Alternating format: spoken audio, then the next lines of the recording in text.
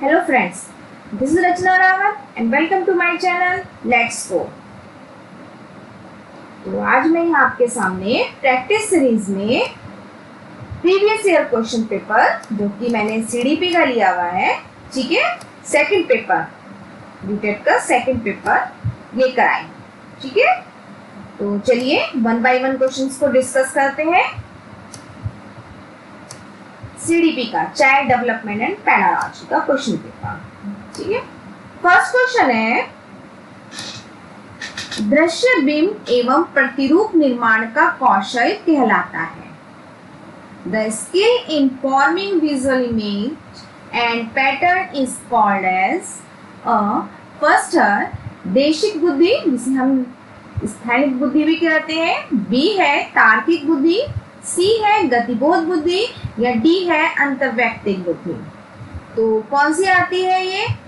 तो ये है हमारी देशिक या स्थानिक बुद्धि। ए इज राइट, ठीक है। चलिए हम आगे बढ़ जाते हैं क्वेश्चन नंबर 2 की ओर। लोग जिनका IQ 90 से 109 रेंज के मध्य होता है, वो कौन से किस बुद्धि के अंतर्गत आते हैं, मतलब, ठीक है। The प्यूपिल with IQ score in the range of 90 to 109 है, कौन सी बुद्धि है वो? सुपीरियर बुद्धि, जिसे हम श्रेष्ठ बुद्धि भी कहते हैं, या फिर सामान्य से उच्च बुद्धि, या सी औसत बुद्धि, या फिर डी अल्प बुद्धि। तो कौन सी बुद्धि होती है? तो ध्यान से समझिएगा।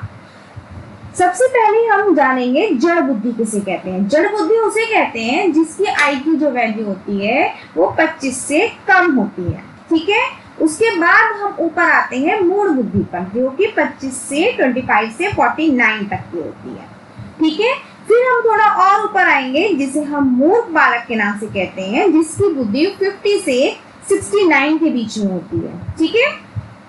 अब 70 से 79 के बीच में औसत से कम बालक होते हैं। तो और फिर उसके आगे बढ़ेंगे हम 80 से 89 अल्प या जो पिछड़े बालक होते हैं वो इस रेंज में आते हैं, ठीक है। अब हम आते हैं 90 से 100 की रेंज में।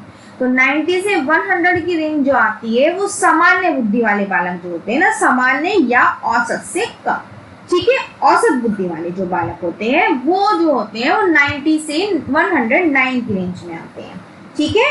और हमसे यही पूछा है, ठीक है। तो ये ऑप्शन हम जाएंगे सी की ओर, ठीक है। तो इससे आगे भी देख लेते हैं।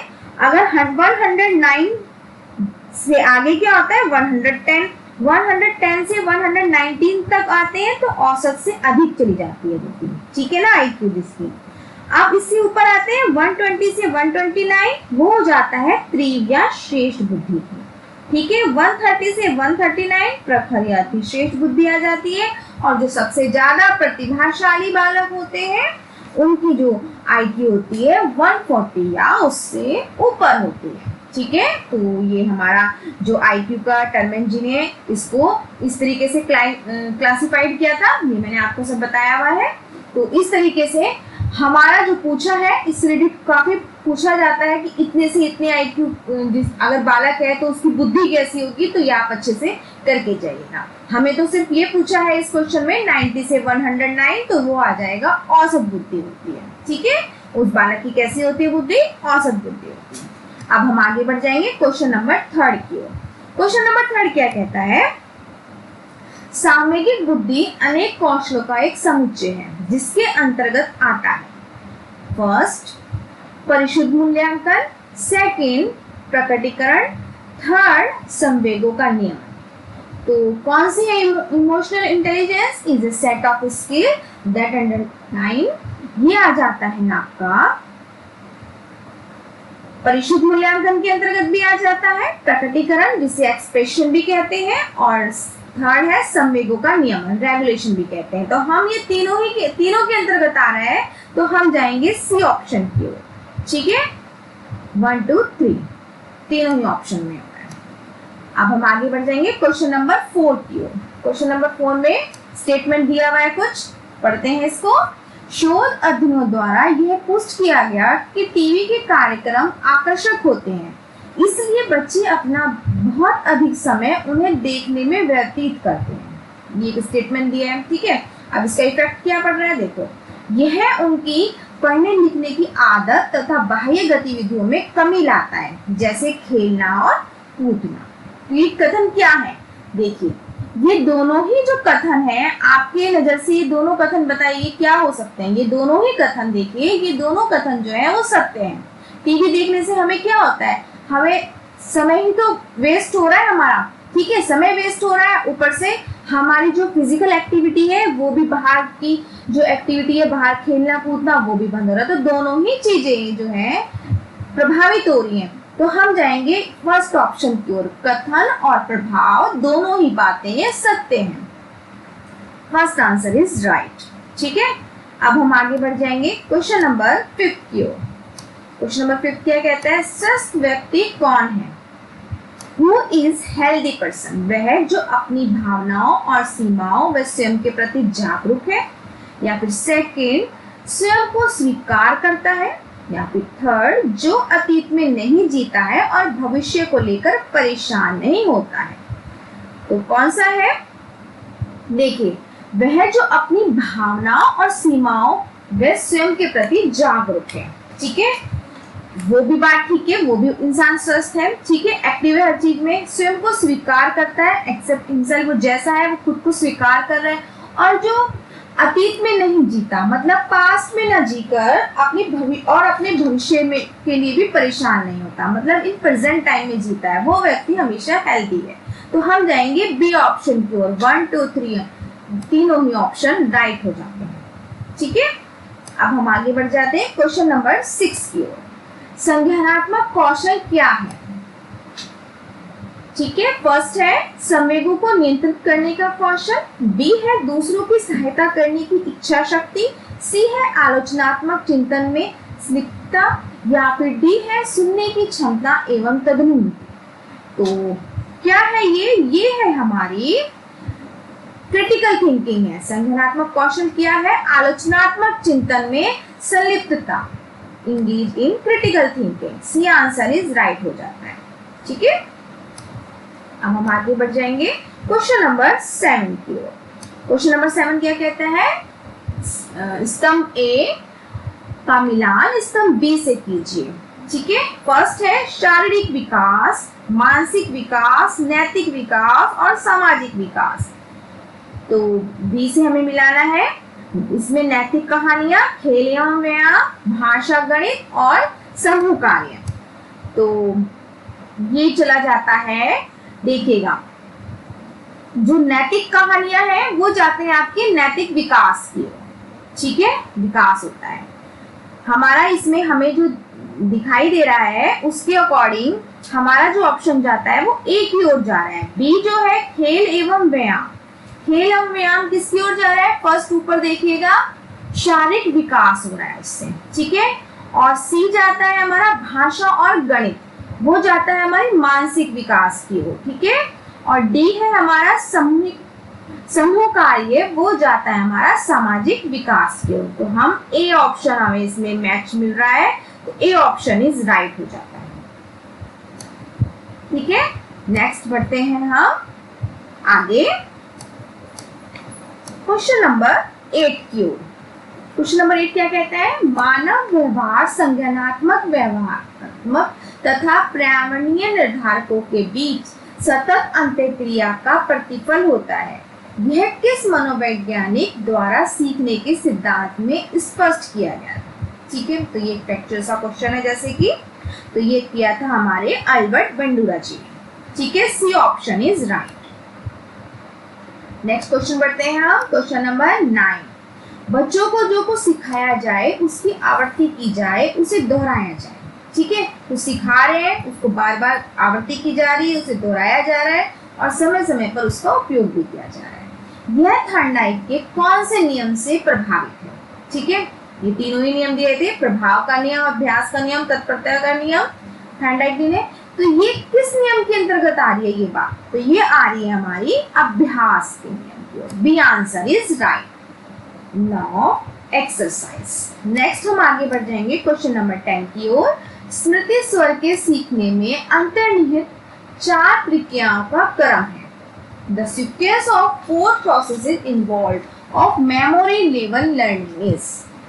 तो कौन सा है देखिएगा, इसमें है सबसे पहले हमें पता है क्या आता है, प्रत्यक्षीकरण आता है, ठीक है, जिसे हम प्रिस्क्रिप्शन कहते हैं। उसके बाद रिटेंशन आता है, फिर रिकॉल आती है, नेक्स्ट रिकॉग्नाइजेशन आता है। अब देखिए इसमें कौन सा मैच कर रहा है। सबसे पहले प्रत्यक्षीकरण जिसे प्रिस्क्रिप्शन कहते हैं, तीनों में ही फर्स्ट है। उसके बाद आता है आपका रिटेंशनल। रिटेंशनल है आपका बी में भी जा रहा है और डी में भी जा रहा है, ठीक है। उसके बाद आती है आपकी रिकॉल, ठीक है। तो रिकॉल किस में जा रही है देखिएगा, ये हमारा चला जाता है क्वेश्चन 8 ऑप्शन की ओर, सॉरी 8 कह रहे हैं, डी ऑप्शन की ओर चला जाता है ये, prescription, retention, recall and recognization, ठीक है। D option is right. इस तरीके से सीक्वेंस होता है, सीक्वेंस में चलती है, ठीक है ना। अब हम आगे बढ़ जाएंगे क्वेश्चन नंबर 11 की ओर। क्वेश्चन नंबर 11 क्या कहता है, शिक्षार्थी से संबंधित शिक्षण अधिगम प्रक्रिया को प्रभावित करने वाले कारक हैं। तो कौन से कारक हैं, आयु अपरिपक्वता, शारीरिक एवं मानसिक स्वास्थ्य, अभिप्रेरणा का स्तर एवं इच्छा शक्ति, या उपरोक्त सभी। तो देखिएगा एज एंड मेंटुरेशन भी होती है, फिजिकल एंड मेंटल हेल्थ भी है, शारीरिक एवं मानसिक स्वास्थ्य भी है, और अभिप्रेरणा का स्तर एवं इच्छा शक्ति ये भी होती है। तो हमारे ये तीनों ही ऑप्शन जो है कारक है प्रभाव, जो कि प्रभाव डालते हैं। तो हम डी ऑप्शन की ओर चल जाएंगे, उपरोक्त सभी, ठीक है, ऑल ऑफ द अबव। अब हम आगे बढ़ते हैं क्वेश्चन नंबर 12 की ओर। यदि पाठ्य सामग्री अथवा सिखाए जाने वाली क्रिया का बच्चों के जीवन से कोई संबंध नहीं होता तो क्या होता, बच्चे सीखने में रुचि नहीं लेते हैं, बी उन्हें सीखने में कठिनाई होती है, ठीक है, सी ए और बी दोनों, या फिर डी में से कोई नहीं, ठीक है। तो इसमें क्या होगा देखिए, यदि पाठ्य सामग्री या उसे सिखाई जाने वाली क्रिया का बच्चे के जीवन में कोई प्रभाव नहीं होगा तो बच्चे सीखने में भी रुचि नहीं लेंगे और उनको सीखने में कठिनाई भी होगी, ठीक है। दोनों ही बात सही बताई है। तो हम जाएंगे सी ऑप्शन की ओर, ए एंड बी, ठीक है। चलिए आगे बढ़ जाएंगे क्वेश्चन नंबर 13 की ओर। निम्नलिखित में से कौन सा वस्तुनिष्ठ परीक्षण है, मतलब वस्तुनिष्ठ आप जानते हैं ना, ऑब्जेक्टिव टाइप क्वेश्चन कौन सा है इनमें से। फर्स्ट है सत्य और असत्य प्रकार के आइटम्स वाले जो क्वेश्चंस होते हैं, या फिर मिलान करो वाले, या फिर सी जो बहुविकल्पी मल्टीपल चॉइस वाले क्वेश्चन होते हैं, तो या फिर उपरोक्त में से कोई नहीं, उपरोक्त में से सभी, ठीक है, ये जितने हैं। तो ऑब्जेक्टिव टाइप क्वेश्चन देखिए, ये तीनों ही ऑब्जेक्टिव टाइप क्वेश्चन बन जाते हैं, ठीक है। सत्य असत्य ये भी एक नॉर्मल वन टाइप क्वेश्चन है, मिलान करो भी वन टाइप क्वेश्चन है, बहुविकल्पी है, मल्टी चॉइस क्वेश्चन जिसे बोला है ये भी वन टाइप क्वेश्चन है। तो हम जाएंगे डी ऑप्शन की ओर, ठीक है, उपरोक्त सभी, all of the above. Question number 14 की ओर हम बढ़ जाएंगे। क्वेश्चन नंबर 14 क्या कहता है, भारत में स्वतंत्रता संघर्ष पर एक निबंध लिखिए, यह उदाहरण है। तो सबसे फर्स्ट है विस्तारित उत्तरीय निबंध प्रश्न, बी है प्रतिबंधित उत्तरीय निबंध प्रश्न, या फिर सी लघु उत्तरीय प्रश्न, या फिर डी उपरोक्त में से कोई नहीं। तो ये किस प्रकार का प्रश्न है देखिए, ऐसे लिखना है हमें। तो ऐसे किस तरीके का होता है, विस्तारित उत्तरीय निबंध प्रश्न, ए इज राइट हो जाता है, ठीक है। एक्सटेंडेड रेस्पॉन्स ऐसे क्वेश्चन, ठीक है। अब हम 15 की ओर बढ़ते हैं। भारत, न्यू दिल्ली, यूके, यह उदाहरण है। तो किस चीज को इंडिकेट किया है इन्होंने, देखिएगा ये इंडिकेट किया है इन्होंने सादृश्यता पर आधारित प्रश्न, सी ऑप्शन इज राइट, ठीक है। चलिए आगे बढ़ जाएंगे हम क्वेश्चन नंबर 16 की ओर। ब्लूप्रिंट एक त्रिआयामी चार्ट है जिसमें अधिभार दिया जाता है। फर्स्ट है आकलन के उद्देश्यों को, विषय क्षेत्रों को, प्रश्नों के प्रकार। तो जो ब्लूप्रिंट है वो एक त्रिआयामी चार्ट हमें पता है, जिसमें अधिकार किस चीज का दिया है, ये दिया है हमें आकलन के उद्देश्यों का भी, विषय क्षेत्र का भी, और प्रश्नों के प्रकार का भी। तो हम जाएंगे डी ऑप्शन की ओर, ठीक है। 1 2 3 इज राइट। आगे बढ़ जाएंगे क्वेश्चन नंबर 17 की ओर। सीखने के प्रतिफल हैं। तो सीखने का क्या आउटकम आती है हमें, लर्निंग आउटकम्स एंड सीखने के उपकरण, सीखने की विधियां, आकलन के मानक या फिर अधिगम के प्रकार। तो ये होता है हमारा आकलन के मानक, standard of assessment. C option is right. अब हम आगे बढ़ जाएंगे 18 क्वेश्चन की ओर। तो 18 क्वेश्चन क्या कहते हैं, जोन ऑफ प्रॉक्सिमल डेवलपमेंट का किसके द्वारा वर्णन किया गया है। तो ये तो एक फैक्चुअल सा क्वेश्चन है, हम सबको पता है। तो ये है हमारे वाइगॉत्स्की जो, ठीक है, A option is right. Zone of proximal development का किया इन्होंने। 19 पे आ जाते हैं अब हम। निम्नलिखित में से कौन सुमेलित नहीं है, ज्ञान संज्ञानात्मक पक्ष, शारीरिक क्षमताएं, मनोअनुगत्यात्मक पक्ष, अनुप्रयोग भावात्मक पक्ष या फिर डी अभिवृत्ति भावात्मक पक्ष। तो कौन सा पक्ष है ये, अब देखिएगा कौन सा सही मिलान है इसमें। ये है सुमेलित नहीं है पूछा इन्होंने, तो ये हमारा सुमेलित नहीं है। एप्लीकेशन अफेक्टिव डोमेन, अनुप्रयोग सी आंसर इज राइट हो जाता है इसमें, ये सुमेलित नहीं है। बाकी तो ज्ञान जो है वो संज्ञानात्मक पक्ष से है, कॉग्निटिव डोमेन है, अभिवृत्ति भी है, ठीक है, बट ये नहीं। क्वेश्चन नंबर 20, रूबिक्स क्या है, ठीक है, ये काफी बार पूछा गया है रूबिक्स के बारे में। तो रूबिक्स क्या है, ये जो है विभिन्न विषयों के मूल्यांकन के लिए एक मानदंड का समूह है। बी आंसर इज राइट, ठीक है। Work evolution task for different subject areas, उसको हम रूबिक्स कहते हैं। अब हम आगे बढ़ जाएंगे क्वेश्चन नंबर 21 की ओर। विद्यार्थियों की प्रगति रिपोर्ट में विद्यार्थियों की विभिन्न विषयों में प्राप्त संपत्ति का विवरण होना चाहिए या फिर विद्यार्थियों के व्यक्तित्व के विभिन्न पहलुओं का विवरण होना चाहिए या फिर ए और बी दोनों या डी में से कोई भी, ठीक है।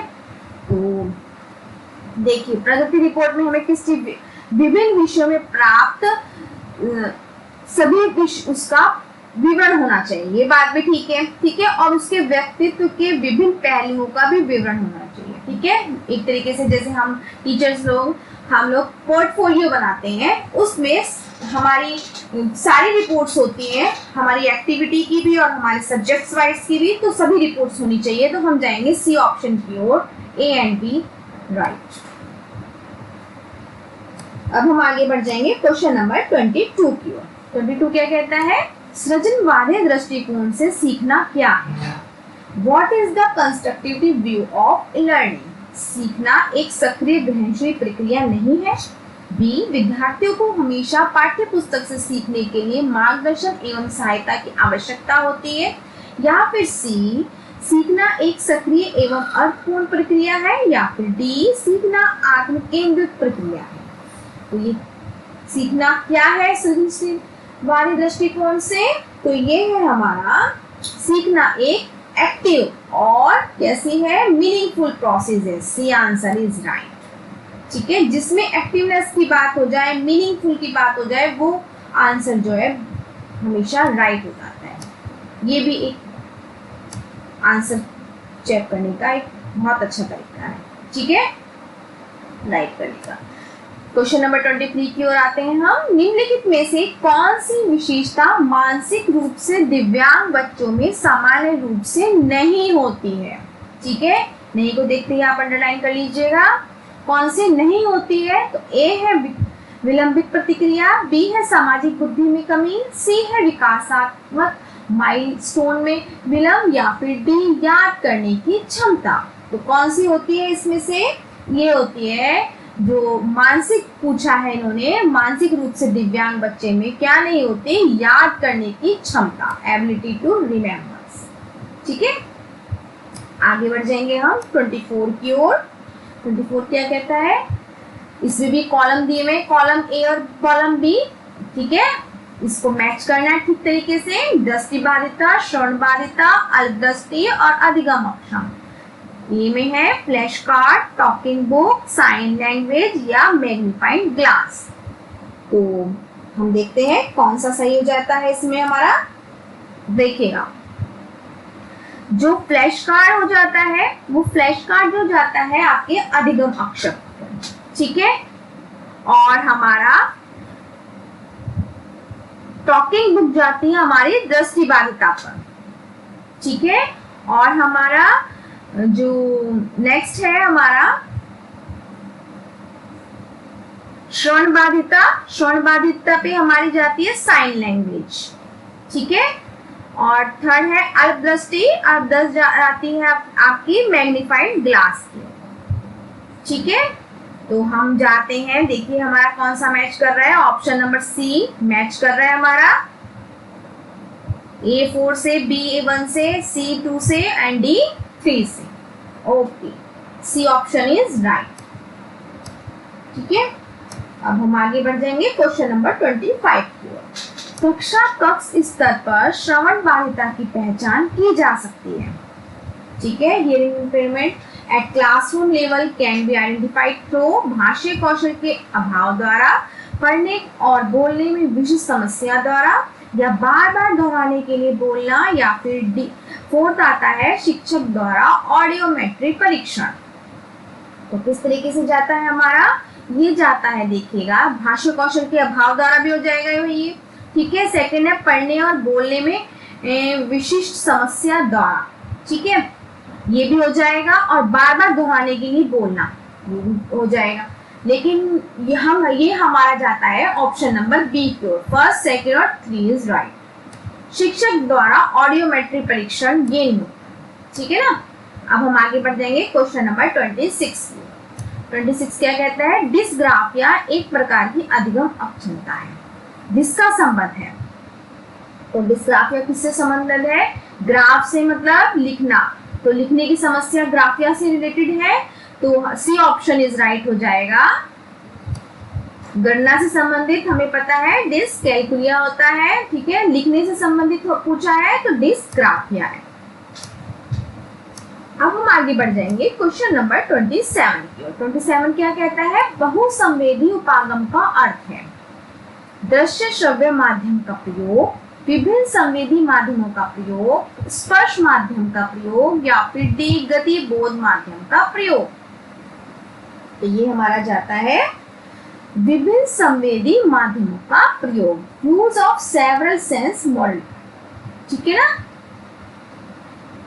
नेक्स्ट हम आगे बढ़ जाएंगे, मल्टी सेंसरी पूछी थी तो इस वजह से आप ध्यान रखिएगा इस क्वेश्चन को। नेक्स्ट है टॉस एनालिसिस क्या है।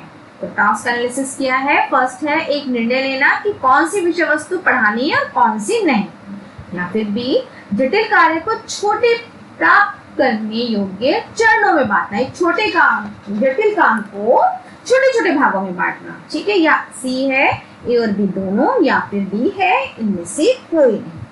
तो जो टॉस एनालिसिस होती है वो जटिल कार्य को, एक बड़ा जो कॉम्प्लेक्स टास्क है उसको broken down into small actionable steps, ठीक है, छोटे छोटे चरणों में बांटना। B answer is right. अब हम आगे बढ़ जाएंगे क्वेश्चन नंबर 29 की ओर।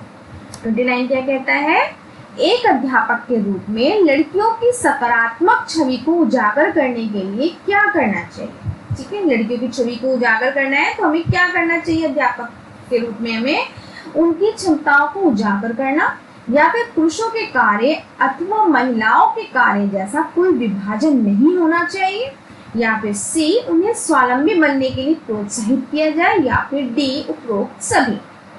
तो देखिएगा उनकी क्षमताओं को उजागर भी किया जाएगा तभी आगे बढ़ा जाएगा, ठीक है। ये भी सकारात्मक पॉजिटिव थिंग्स है। पुरुषों के कार्य अथवा आजकल महिला पुरुष सेम वर्क कर रही है तो उनको में विभाजन नहीं होना चाहिए, ये भी बात सही है। उन्हें स्वावलंबी बनने के लिए उन्हें मोटिवेट करना, ठीक है ना, प्रोत्साहित किया जाए, और तो ये तीनों ही बात सही है। तो हम जाएंगे ऑप्शन नंबर डी की, ठीक है। अब हम आगे बढ़ जाएंगे क्वेश्चन नंबर 30 की ओर। मेस्ले के सिद्धांत के अनुसार आवश्यकताओं का क्रम है, ठीक है। मेस्ले का जो नियम था हमारी आवश्यकताओं का, नीड ड्राइव वाला, ठीक है। तो कौन क्या क्रम है, तो हमें पता है ट्रायंगल शेप में हमारा क्रम बताया था हमने, ठीक है। शारीरिक सुरक्षा, आत्मसिद्धि, आत्मसम्मान, या फिर प्रेम और अपनापन। तो 5 सिद्धांत दिए थे तो उनका क्रम पूछा है उन्होंने, कौन सा होगा। तो क्रम है इसमें, सबसे पहले हमें क्या होने थे, हमारी शारीरिक आवश्यकता पूरी होनी चाहिए, तो फर्स्ट सबसे पहले आ जाएगा।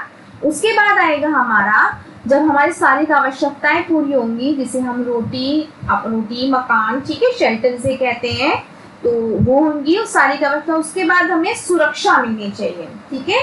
उसके बाद हमारा क्या होना चाहिए, सुरक्षा के बाद हमारा आना चाहिए प्रेम और अपनापन, ठीक है। फिर हमें आत्मसम्मान मिलना चाहिए और उसके बाद आत्मसिद्धि, ठीक है, सेल्फ एक्चुअलाइजेशन जिसे कहा है। तो ये एक सीरीज में है। तो ये कौन सी सीरीज में है, ये देखेगा, सी ऑप्शन इज राइट हो जाता है यहाँ पर हमारा, ठीक है। सबसे पहले हमने क्या कहा है, शारीरिक, उसके बाद हमने सुरक्षा ली है, उसके बाद हमारा आ गया है प्रेम और अपनत्व, फिर हमारा आ जाता है आत्मसम्मान एंड देन आत्मसिद्धि, ठीक है। तो ये मैस्लो के जो हमारे 5 नियम थे, ये इस सीरीज से बने हैं, ठीक है। तो इस प्रकार हमारे जो 30 क्वेश्चंस हैं वो मैंने आपके सामने यहाँ डिस्कस किए हैं, और ये 30 क्वेश्चंस जो है वो सेकंड पेपर के हैं, सीडीपी के, ठीक है, जो कि अभी 2020 का क्वेश्चन पेपर है ये, और ये मैंने बिल्कुल मैच किया हुआ है यूटेट के आंसर की से। तो आई होप आपको मेरी ये प्रैक्टिस सीरीज अच्छी लगी होगी। तो प्लीज़ मेरी ये वीडियो को लाइक कीजिए, शेयर कीजिए एंड सब्सक्राइब कीजिए। Thank you.